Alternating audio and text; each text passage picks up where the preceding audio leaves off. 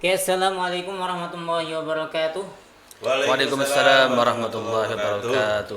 Alhamdulillah masih bersama Tia Sofa, para narasumber kita. Alhamdulillah. Pada sore kali ini, alhamdulillah kita bisa berbincang dan berkumpul dengan para senior-senior kita. Pada perbincangan tentang kali ini adalah kita akan membahas dan membedah dari sisi Pondok Pesantren Teknopol As-Sofa. Sebagaimana kita ketahui, ya kan, para penonton yang ada di luar sana, pesantren itu kan sudah menjadi sebuah warisan leluhur mulai dari masa sebelum ada penjajahan sampai sekarang. Nah, salah satunya yang menjadi kita tren kali ini adalah pondok pesantren yang sangat-sangat fenomenal. Kali ini adalah ada namanya Pondok Pesantren Teknopreneur As-Sofa. Pondok pesantren tekno sama planner itu sama, itu termasuk kategori pondok pesantren yang sangat-sangat zaman sekarang, zaman Z istilahnya. Kalau zaman anak muda sekarang itu sangat-sangat langka dan pasti akan dicari. Nah, sebelum saya akan melanjutkan lagi, saya akan perkenalkan dulu satu persatu para narasumber kita kali ini. Yang pertama adalah beliau pendiri dan muasses dari Pondok Pesantren Teknopreneur As-Sofa, yaitu Gus Nur Rahman SSMH. Yang kedua ada narasumber kita juga yang berasal dari luar juga, yang sangat aktif dalam meneliti, memonitoring pendidikan di Indonesia terutama, yaitu ada beliau Bapak Yanto Kartono. Selamat sore Pak Yanto. Sore Pak. Sehat? Sehat, alhamdulillah. Yang terakhir kali ini ada Bapak yang selalu mengayomi kita di Pondok Pesantren As-Sofa, yang selalu menjaga dan selalu mengingatkan, yaitu Bapak Ustadz Subhan. Sore Pak Subhan. Selamat sore. Selaku Direktur Pondok Pesantren Teknopreneur As-Sofa. Tidak usah panjang lebar, karena kita punya banyak hal yang perlu kita bicarakan pada sore ini. Langsung saja kami persilakan pada beliau Pak Gus Nur Rahman SSMH selaku pengasuh dan pendiri Pondok Pesantren Teknopreneur As-Sofa. Waktu dan tempat kami persilakan. Oke, terima kasih Pak Ustadz Fuad. Assalamualaikum warahmatullahi wabarakatuh. Waalaikumsalam warahmatullahi wabarakatuh. Bismillah, alhamdulillah, wassalamu ala rasulillah, amma ba'd. Rekan-rekan yang dirahmati Allah, bahagia kita hari ini bisa silaturahim dengan para pemirsa di luar sana. Kita hari ini bicara diskusi masalah profil As-Sofa ya.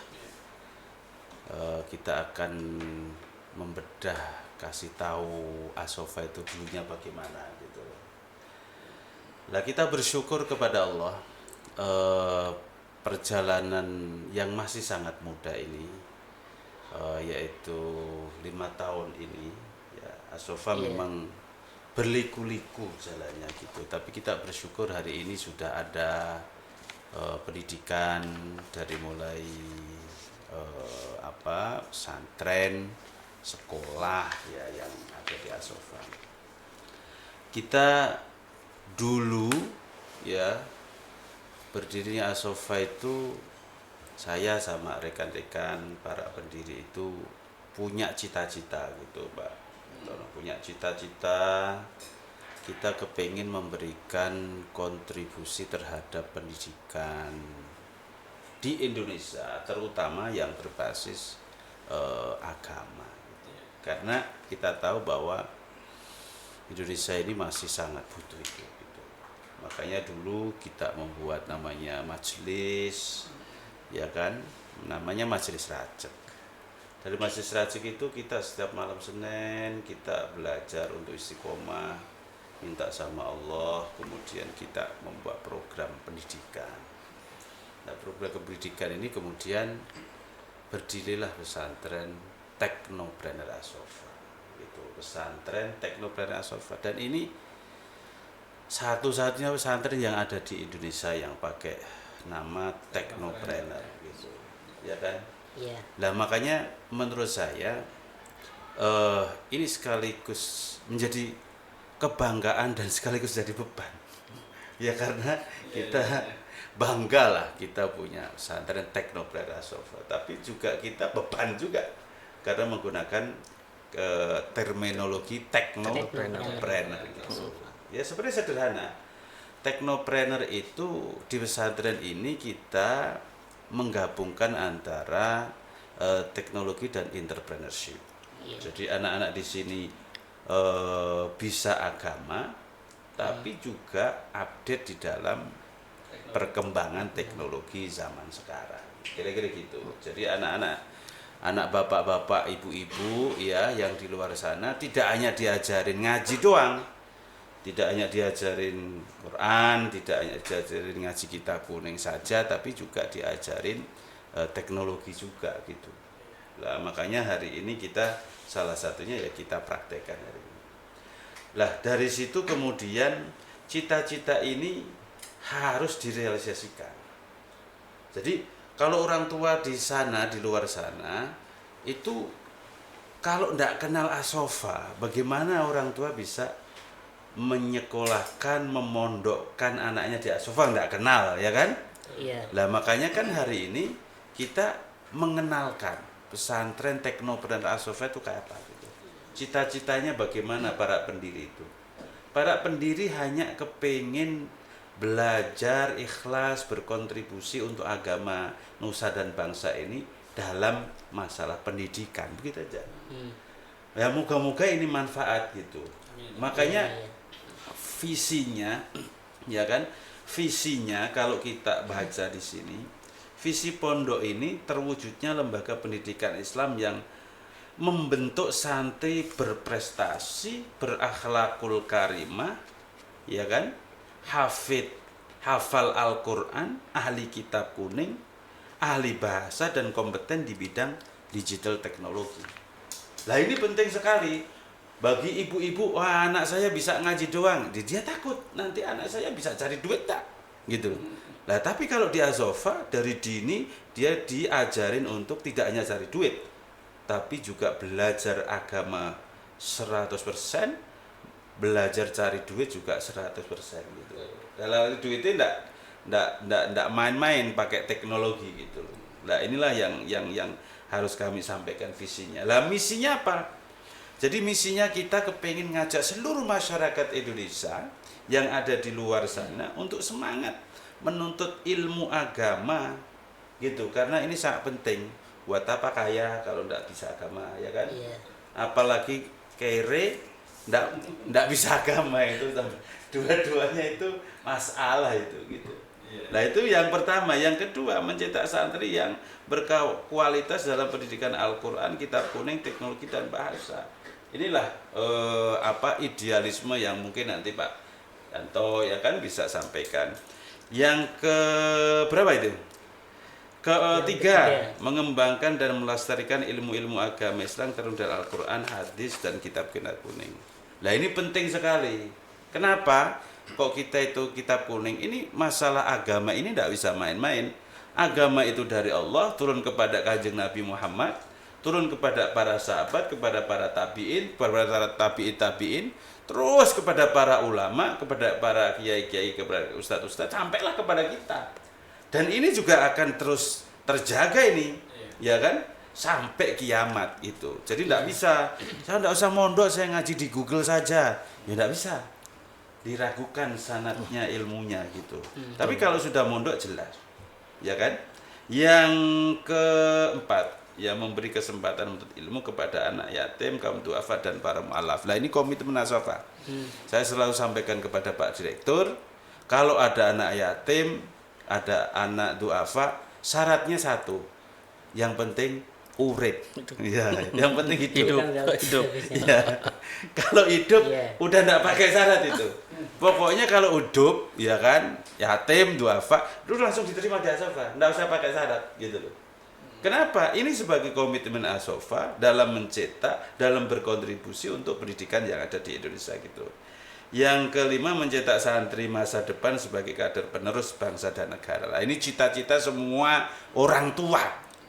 Ketika anaknya lahir, ya kan, manggil tetangga-tetangganya, minta doa. Semoga nanti anak saya menjadi anak yang soleh atau solihah, ya kan, sukses di dunia, sukses di akhirat, berbakti kepada agama nusa dan bangsa. Lah ini tepatnya di Asofah ini, ya kan. Lah inilah sekilas tentang kami sebagai para pendiri ini. Kita Bismillah, kita hidup tidak punya apa-apa, tapi kita hidup dibekalin akal oleh Allah. Karena saya sedih sekali, saya ini anak orang miskin, saya kepengen ngaji. Ketika saya hari ini juga belum pinter ngaji, tapi saya kepengen anak-anak di luar sana, anak-anak Indonesia akan ngaji, akan belajar. Karena kita tahu tidak ada cara untuk merubah nasib orang itu, ya kan, untuk lebih baik kalau tidak pendidikan. Kecuali dengan itu loh, ya kan, betul kan? Ya kan, bahwa pendidikan itu ya sebagai pintu masuk untuk sukses di dunia, sukses, pintu masuk sukses di akhirat. Ya karena gitu. Nah itu satu-satunya pendidikan, ilmu itu gitu. Makanya moga-moga ya ini jadi amal yang baik lah. Amin, untuk amin. saya dan rekan-rekan pendiri sekeluarga semuanya, dan nanti para santri akan mendapatkan ilmu yang berkah dan manfaat. Amin. Kira-kira itu Pak Ustaz. Amin. Ya sekilas tentang Asofah gitu. Iya, itu tadi yang dipaparkan oleh beliau, pengasuh dan pendiri Pondok Pesantren Teknoprener Asofah. Ada kata-kata yang menarik ini dari Pak Kiai. Panjenengan tadi kan menyebutkan teknoprener, itu kan sebuah diksi yang mahal. Menurut saya itu yang mahal gitu. Mahal itu maksud gini. Itu kan pasti membutuhkan pengalaman, pemikiran yang sangat jernih. Betul. Bagaimana perjalanan panjenengan bisa sampai mencetuskan atau memilih kata diksi teknoprener? Karena ini kan di zaman yang era digital, otomatis teknoprener itu menjadi sebuah yang keharusan. Ya. Di samping itu agama juga menjadi penopang utama. Iya. Sebenarnya awal inspirasinya begini, teknoprener itu kita ini orang-orang NU, ya saya ini orang NU gitu. Jadi kalau NU itu kan punya prinsip muhafadzah alal qadimi sholeh, yaitu prinsip itu gitu. Jadi kita itu turun menurun menjaga ya apa-apa yang sudah diwariskan dari Kanjeng Nabi sampai hari ini dan sampai kiamat. Jaga betul itu gitu, ya kan? Tapi kalau prinsip orang itu ada wal akhdu bil jadidil aslah, gitu kan? Iya. Orang NU itu harus adaptif di zamannya, gitu. Makanya saya sangat setuju, saya sangat benar-benar terinspirasi dari kitab taklim, ya kan? Afdalul ilmi ilmul hal, wa afdalul amal hifdzul hal. Ini loh, sebenarnya terinspirasi itu. Jadi santri itu pasti harus adaptif di zamannya. Kalau ada santri tidak adaptif di zamannya berarti gandeng, ya kan? Ya karena apa, di taklim begitu gitu. Karena kiai-kiai ngajarin begitu. Jadi muhafadzah al-qadimis sholeh wal akhdu bil jadidil aslah gitu. Ini yang kemudian hari ini tidak bisa tidak bahwa teknologi dan entrepreneurship itu menjadi bagian yang tidak terpisahkan dari pondok pesantren. Makanya Asofah mengambil diksi pesantren teknoprener. Ya, kenapa? Ini yang dibutuhkan hari ini. Bagaimana tidak? Saya sedih awalnya gitu Pak Ustadz. Saya keliling-keliling, saya punya temen pesantren Kobong, habis itu bubar. Jadi kandang ayam. Keliling lagi ke teman-teman, ya kan, ini dia nyata. Pesantren mati, ya kan, jadi kandang kambing. Ini kenapa? Ya karena ndak up to date. Kenapa? Karena tidak mengikuti perkembangan zaman. Nah ini penting. Makanya Bapak Ibu yang di luar sana, kami pastikan bahwa ketika anak Bapak Ibu di Asofah, dipastikan dia akan belajar. Tidak hanya belajar kitab kuning, tidak hanya belajar Al-Quran, tidak hanya belajar hadis, tapi mereka juga belajar vokasi. Vokasi itu apa vokasi? Keahlian yang sesuai dengan zamannya hari ini. Nah, kira-kira itu Pak Ustadz. Iya, sangat menarik sekali ya. Bapak Ibu masuk di luar sana nggak minat sekali untuk memasukkan anaknya ke Asofah gitu. Jangan sampai anak kalian Bapak Ibu, jangan sampai itu di agama tetapi tidak ber-up to date kepada zaman yang sekarang gitu. Itu yang sangat penting disampaikan oleh beliau Pak Agin Rahman atau Gus Nur Rahman. Untuk selanjutnya supaya waktunya lebih singkat, langsung saya kita mendengarkan paparan dari Pak Yanto selaku konsultan manajemen pendidikan. Beliau pastikan punya pengalaman yang segudang banyak lah tentang bagaimana membangun banyak banget. pendidikan sing berkualitas mutunya itu benar-benar enggak dianggap remeh itu bagaimana Pak? Iya. Itu supaya nanti yang di luar sana benar-benar mantap ketika mau mendaftarkan anaknya ke As-Sofa. Silakan. Ya. Terima kasih Pak Ustadz, ini sangat luar biasa nih Pak. Iya. Kiai. Iya, Pak. Ya. Tadi telah dipaparkan bahwa histori pondok pesantren Teknofrender As-Sofa ini yaitu pada visi yang kelima. Ini luar biasa. Ya. Ya. Yaitu mencetak santri masa depan sebagai kader penerus bangsa dan negara. Yaitu cita-cita orang tua, Pak. Saya pikir ini tidak mudah ya. Karena ini terkait dengan bagaimana tata kelola, bagaimana manajemen pengelolaan pondok pesantren agar bisa mengarah kepada bagaimana menjadi santri yang benar-benar bisa diharapkan masa depan, karena bangsa dan negara ini butuh. Bangsa dan negara ini butuh santri tentunya yang betul-betul mampu menyesuaikan. Jadi kalau tadi peletakan visinya adalah bagaimana menyiapkan santri berprestasi, ini kaitannya dengan bagaimana proses penyelenggaraan kegiatan belajar mengajarnya. Tentunya arahnya kepada mutu. Iya.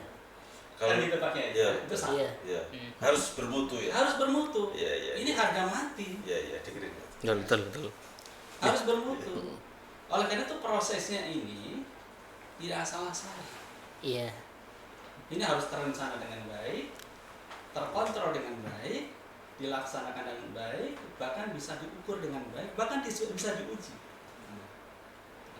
Karena apa? Saya selalu ingat bahwa belajar adalah sebuah proses. Ya. Proses untuk menuju perubahan. Ya, ini perubahan yang lebih baik. Perubahan yang lebih baik. Ya. Tentunya kan dari tidak hafal menjadi hafal, Iya. dari Iya. tidak bisa menjadi bisa, Iya. Iya, iya. ya. Dan seterusnya. Ini satu. Ulangi itu, Pak, bagus itu. Itu kata-kata yang perlu Iya, disampaikan. di- Jadi, Not. jadi ini perlu dipahami oleh seluruh ya, termasuk masyarakat, bahwa ketika kita menitipkan anak di pondok pesantren atau ketika kita menitipkan anak di sekolah, itu harus betul-betul ingat kata belajar. Belajar ya. Ya, ingat kata belajar. Ingat kata belajar. Ya, belajar adalah sebuah proses perubahan. Ya kan? Jangan sampai anak dipondokkan sekian tahun tapi tidak Berubah. berubah. Wah, masalah. Rugi. Malah tambah. Ya, berubah. Nah, Teknofriend ini harus menjawab tantangan itu. Insya Allah. Ya, menjawab tantangan itu. Kenapa? Karena muncul di visinya adalah bagaimana menyiapkan santri berprestasi. Ya. Jadi bukan Iya. cuma sekedar katakanlah mereka berubah, tapi juga mampu berkompetisi dengan yang lain karena prestasi. Betul. Ya, ini saya lihat ada 6 hal ini yang perlu dipahami. Ya. Kemudian yang kedua, yang lebih penting lagi adalah bagaimana membangun akhlakul karim. Jadi terkadang Oh, itu penting ya. orang begitu pintar, Iya. orang begitu menguasai keilmuan dan sebagainya, hancur gara-gara akhlak. Akhlak. Iya, iya. Ya, hancur gara-gara akhlak. Ya itu pentingnya di pondok, Pak. Ya. Oleh karena itu, Teknofriend ini bukan hanya sekedar tadi mengedepankan bagaimana teknologi digital Ya, ya, ya. ditanamkan, Iya.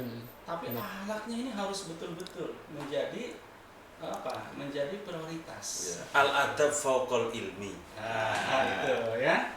Ini. Adab itu ya. Jadi harus ada seimbang.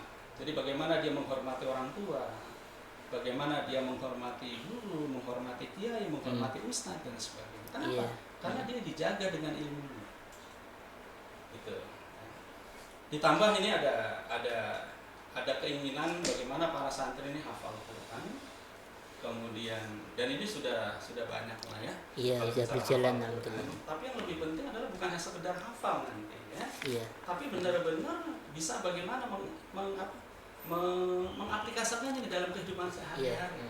Tentunya memahami betul kandungan Al-Quran yang nanti akan dipraktikkan dalam kehidupan sehari-hari ya. Ditambah terampil membaca kitab kuning, karena ini adalah jendela ilmu. Ketika mereka sudah bisa membaca itu, tentunya bisa menggali berbagai macam ilmu pengetahuan yang begitu luas ya. Ditambah bahasa. Nah ini kok As-Sofa ini luar biasa Pak, saya katakan ini luar biasa ya kan? Kenapa? Mengakomodir dan mempersiapkan santri ini untuk meraih masa depan. Dan ini betul-betul dibutuhkan negara. Berarti diferensiasinya jelas ya Jelas ya. dengan pesantren di luar sana. Makanya nanti ada kata kunci yang tadi yang awal saya bilang, prosesnya ini Pak. Ya. Prosesnya ini harus terencana dengan baik, ya. Harus dikelola dengan baik dan orientasinya pada mutu. Iya. Orientasinya pada mutu. Kenapa? Banyak pondok-pondok pesantren yang bermutu di luar sana. Nah, As-Sofa harus lebih bermutu ya dalam prosesnya. Lainnya ke tadi harus berubah. Berarti tidak murah tapi murahan ya? Tidak murah tapi murahan gitu. Ya, tidak murah tapi Tidak murah tapi murah. Kan ada yang murah tapi murahan. Nah, Ya kan, murah ini ya. murah tapi bukan murahan. Ya, tapi bermutu. Ya, bermutu. Murah tapi bermutu. Itu Kenapa? benar sekali. Karena memang kita mengakomodir apa yang menjadi kebutuhan masyarakat. Iya. Kenapa? Karena pendidikan ini milik masyarakat. Tinggal bagaimana semua pihak hadir dan membantu serta memberikan peran. Oh iya. Ya. Ya penting. Oh, Pak. itu Penting. Ya, Semua harus pihak ya. harus hadir, ya kan? Kemudian mampu memberikan peran masing-masing. Kenapa? Karena pendidikan ini adalah hak. Pak Yato harus jelas semua pihak itu siapa. Ya, semua pihak itu Boleh disentil Pak. ya. Tentunya pertama adalah orang tua. Karena orang tua itu paling bertanggung jawab mendidik anak. Ya. Semua pihak ya. Itu Pejabat juga pejabat. Nah, dalam halnya negara tentunya harus Negara, hadir kan. ya. Negara harus hadir sesuai Negara, hadir. ya. Harus hadir sesuai dengan ketentuan. Ya kan? Kenapa? Jujur bangsa ini kan maju, ya. Masyarakat akan maju kalau pendidikan ini betul-betul mendapatkan prioritas. Oke. Ya, gitu. Tentunya pendidikan yang bermutu ya. Pengusaha hadir enggak? Ya. Pengusaha harus hadir enggak? Ya, semua pihak harus berperan. Oh iya. Ya, semua pihak harus berperan. Saya hanya memastikan. Nggak bisa hanya diserahkan kepada pengelola. Iya. Karena pengelola memiliki keterbatasan. Ya kan? Memiliki keterbatasan. Jadi semua pihak harus hadir dan ambil bagian masing-masing. Negara ambil perannya, pengusaha ambil perannya, masyarakat ambil perannya, semua termasuk tokoh-tokoh. Kalau kita lihat di luar sana, ini kan banyak nih, ya. Perilaku-perilaku yang terkadang mohon maaf ya, tidak mencerminkan akhlak yang baik. Adanya tawuran, ya, adanya gejala-gejala itu kejahatan miris. lain dan sebagainya. Ini sangat prihatin. Betul. Dan saya melihat bahwa lembaga pendidikan memang kalau di pondok pesantren 24 jam.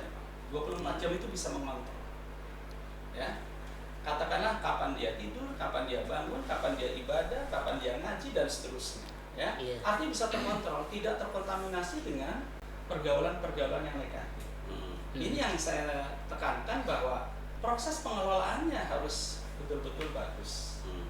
Ya, proses pengelolaannya harus orientasi pada mutu. Proses pengelolaannya harus betul-betul terencana dengan baik dan betul-betul bisa diukur. Maka pondok pesantren tidak sendiri, harus melibatkan pihak-pihak lain. Ya. Kalau disimpulkan gimana itu?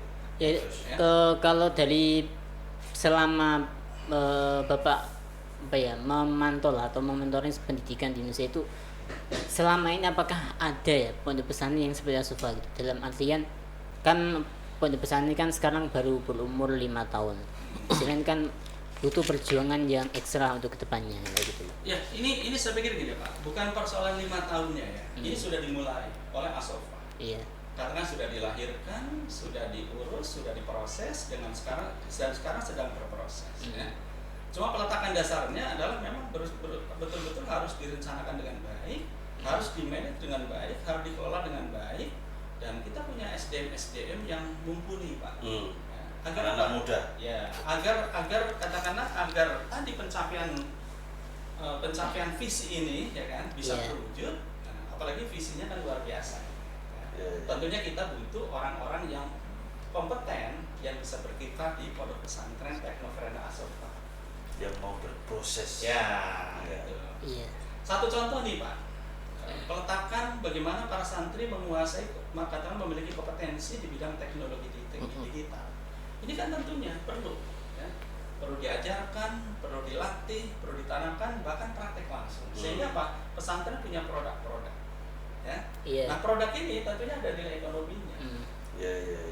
Jadi Bahkan lebih jauh lagi bukan cuma sekedar itu, tapi mungkin ada bagaimana di Teknoverenda ini terkait dengan ekonomi. Berarti bagaimana pemberdayaan ekonominya agar pondok pesantren Teknover ini tentunya mandiri. Ya. Iya. Nah, jadi ini kaitannya dengan Teknoverenda. Ya, bukan sekedar bagaimana katakanlah entrepreneur di bidang teknologi ya, tapi dari sisi lain. Kenapa? Karena santri ini punya potensi luar biasa. Tinggal bagaimana merencanakan, mengarahkan, bahkan banyak produk-produk yang dihasilkan dari pondok pesantren. Saya pikir itu ini menarik ya Pak ya. Tapi lagi-lagi bagaimana tata kelolanya, manajemennya, orientasinya pada mutu. Iya, sangat menarik yang disampaikan oleh Pak Yanto ya. Ada beberapa kata kunci yang bisa saya tangkap itu.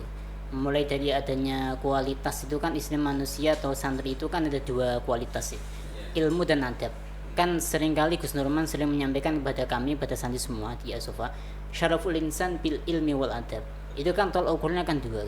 Jangan sampai dua-dua ini ada yang pincang. Kalau pincang itu ya tidak normal nanti seperti itu. Kemudian santri itu benar-benar bisa nanti menghasilkan sebuah produk yang benar-benar berkualitas, otomatis kan segala pengelola, segala kelola manajemen di dalamnya harus benar-benar tertata dengan rapi.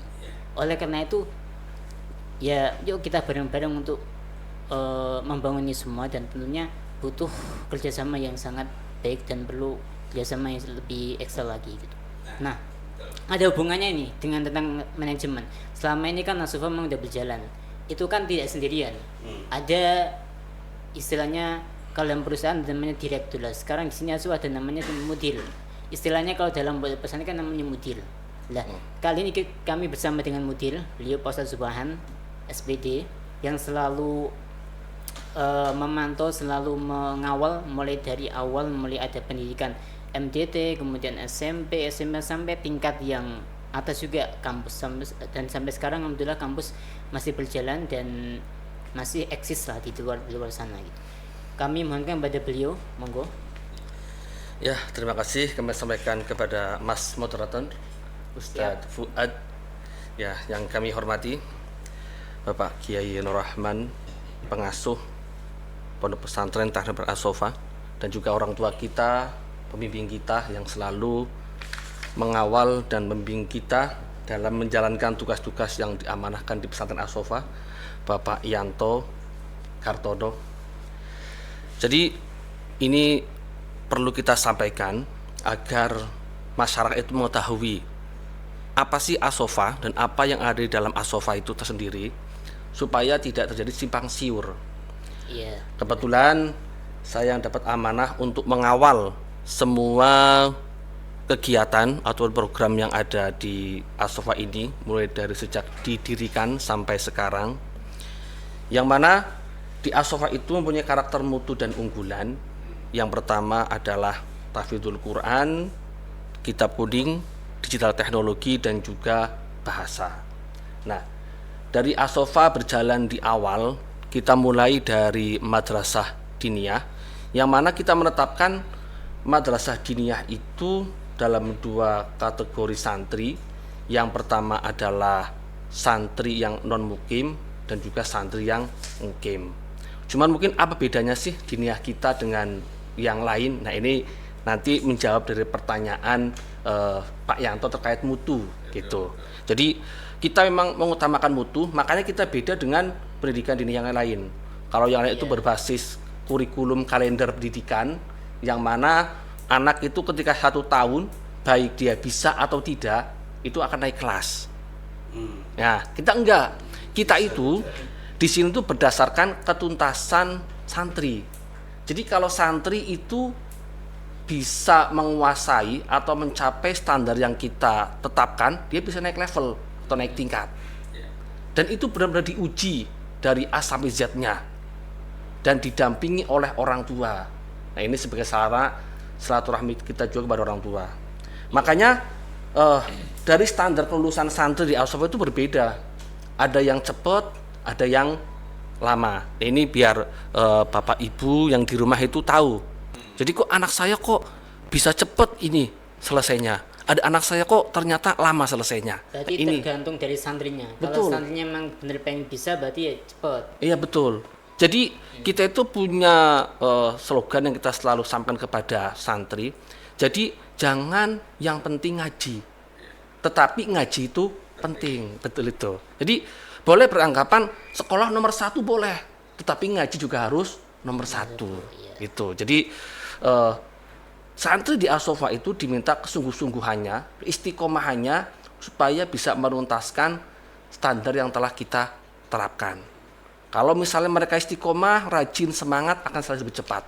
Tapi sebaliknya, kalau misalnya mereka malas-malasan, kadang berangkat, kadang enggak, atau mungkin mereka menghafalnya setengah-setengah, enggak serius, ya nanti akan lebih lama daripada yang lain. Bisa jadi 1 anak, 2 anak yang punya start yang sama, tetapi finishnya berbeda. Nah itu sudah kita terapkan di pendidikan As-Sofa. Makanya yang kita utamakan adalah kualitasnya, mutunya itu, mutunya. Ya itu. Dan selanjutnya di As-Sofa sudah mulai pendidikan formal, yaitu SMP dan MA. Yang mana pendidikan formal ini kita tetap mengacu kepada kurikulum yang ada di pemerintah pendidikan, tetapi kita juga mengambil kurikulum kepesantrenan, sehingga kita biasa sebutnya itu adalah kurikulum kolaboratif. Nah, kolaboratif. Jadi kita mengkolaborasikan kurikulum pesantren dan juga Dikna. Sehingga apa? Anak itu 100% menguasai materi formal dan juga 100% menguasai materi agama. Sehingga dunia akhiratnya dapat. Ya. Makanya disebutkan faman aradad dunya fa alaihi bil ilmi, waman aradal akhirah fa alaihi bil ilmi. Dan dua-duanya waman aradahuma fa alaihi bil ilmi. Jadi santri di As-Sofa itu akan dapat semuanya itu. Makanya kalau pilihan yang paling tepat sekarang itu ya As-Sofa kalau menurut saya itu. Karena ada semua. Ada semuanya, karena semuanya. Iya. Kasih tahu Bapak Ibu gambarannya sih. Iya. Jadi pilihan untuk anak Bapak Ibu semuanya untuk menempuh pendidikan baik formal dan juga agama adalah pesantren Teknopreneur As-Sofa. Tempatnya Ayo mendoakan. Iya, tempatnya di kita mewah ya. Mewah. Mewah sawah. Di ujung Perum Rajik Asri. Insya Allah kita berbasis pendidikan yang berkualitas dan juga didukung dengan para pendidik dan pengajar yang berkualitas pula gitu. Ya, itu. Link pendaftaran bisa dilihat di bawah ya. Oh iya ada. Bisa lihat pendaftaran. Oh bisa. Gimana itu? Bisa dilihat pendaftarnya di mana?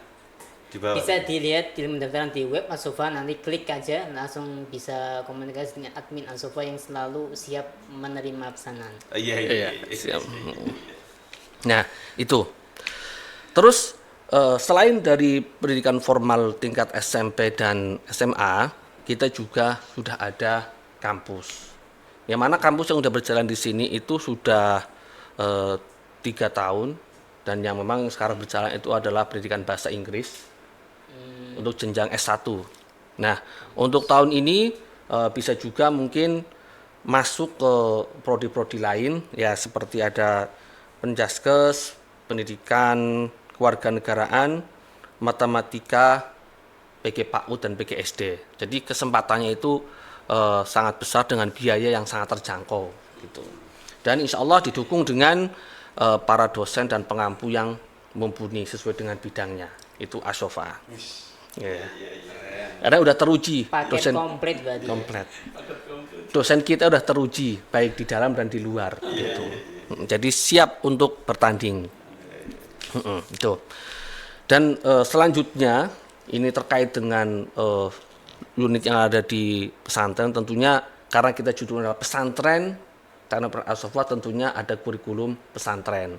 Yang mana di sini kegiatan santri full mulai dari subuh sampai subuh lagi, itu bertempatan di pesantren. Dan ini kita bangun benar-benar sesuai dengan tuntutan juga dari konsultan manajemen, yaitu santri kita itu akan selalu dituntut dan kita didik, kita tempa menjadi santri yang mandiri, bermutu, dan juga berakhlakul karimah.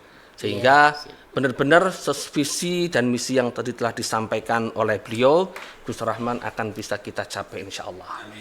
Amin ya rabbal alamin. Ya, kira-kira jelas. Gimana? Ada yang perlu ditambahkan dari para narasumber? Ya, kalau saya hanya memastikan bahwa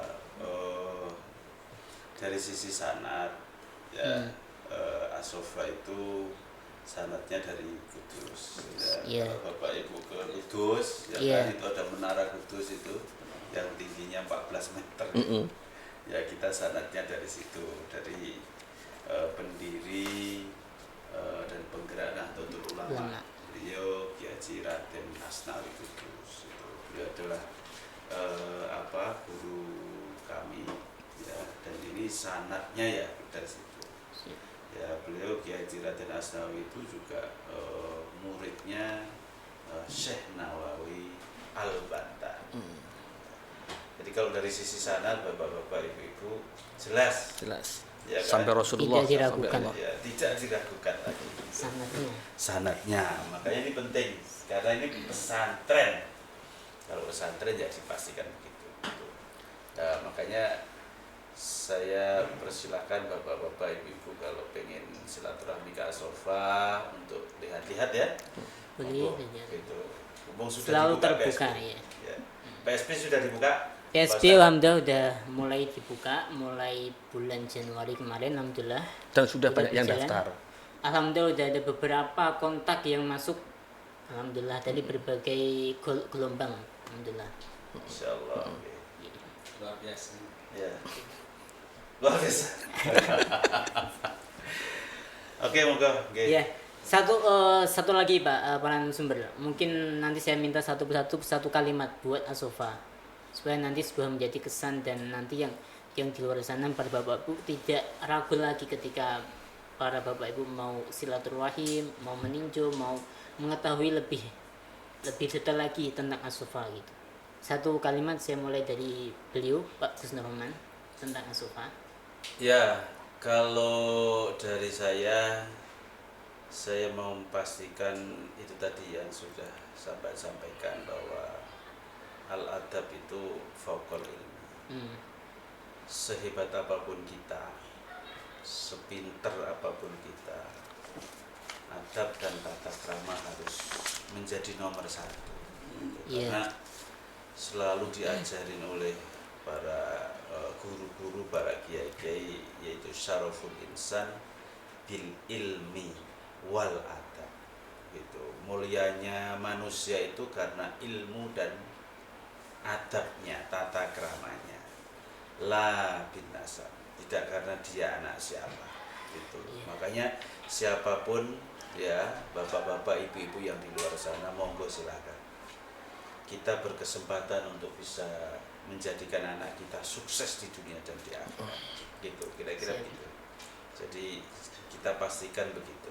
Syaraful insan bil ilmi wal adab, la bin nasab. Ya kan, mulianya manusia itu bukan karena dia anak siapa, dia keturunan siapa, dia mau dari kaum sudra, mau dari kaum bangsawan, ya, atau kaum Brahmana, ya kan. Jadi anak siapapun bisa mulia kalau dia punya ilmu dan juga punya tata krama. kira-kira gitu. Iya. Oke. Monggo Pak Yanto. Baik, bicara pendidikan, Pondok Pesantren Teknopreneur Asofa ini memberikan 4 karakteristik keunggulan, bahkan saya bilang 6. Kenapa? Yang pertama, mempersiapkan santri berprestasi, ya, menyiapkan santri berprestasi. Oleh karena itu, dengan berbagai macam program-program yang sudah disusun oleh Pak Direktur, ini mengarah kepada bagaimana menyiapkan santri berprestasi. Ya. Terus yang kedua, penanaman akhlakul karimah, ya, yang terkait dengan tadi, termasuk hafal Qur'annya, terampil membaca kitab kuningnya, termasuk menguasai bahasa dan kompeten di bidang teknologi digital. Artinya 6 karakter itu tadi, ini kan kembali ke yang tadi saya sampaikan, Pak. Mempersiapkan masa depan, ya, di mana santri dibutuhkan oleh bangsa dan negara. Ya, oleh itu kepada masyarakat, ya, persiapkan anaknya untuk meraih masa depan. Percayakan di Pondok Pesantren Teknopreneur Asofa. Saya pikir itu. Iya. Oke, Pak Direktur. Kalau dari saya,